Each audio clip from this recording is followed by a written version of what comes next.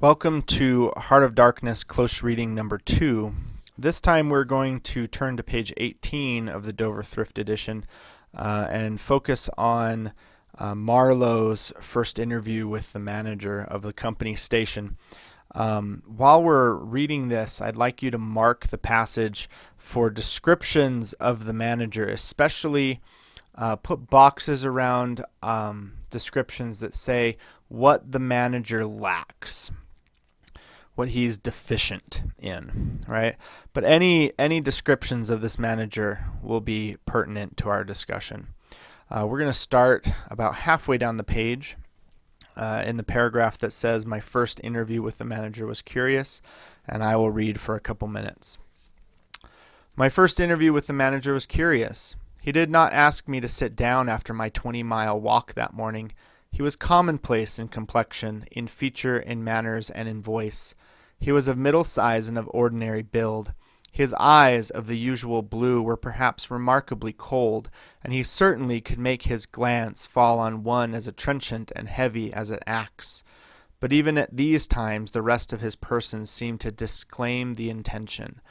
Otherwise there was only an indefinable, faint expression of his lips, something stealthy, a smile, not a smile. I remember it, but I can't explain.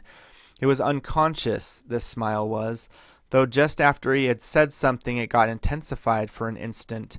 It came at the end of his speeches like a seal applied on the words to make the meaning of the commonest phrase appear absolutely inscrutable. He was a common trader from his youth up employed in these parts, nothing more.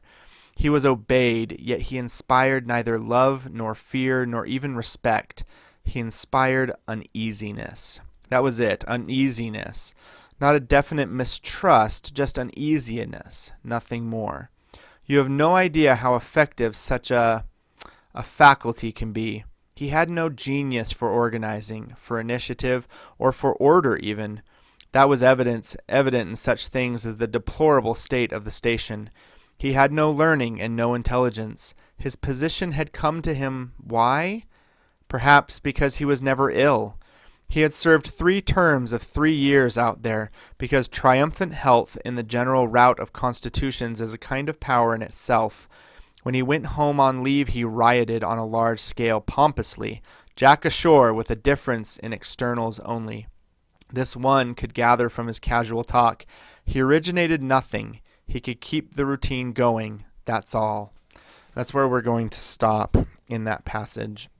I think that in your discussions we can have a really great talk about the character of the manager and what this says about the European presence in Africa, and the qualities of this man and why he is chosen to be the manager of this station, why he is qualified to manage this place, and if he's effective or not as manager. All right, this is the last video of this part 1, and we'll see you again for part 2.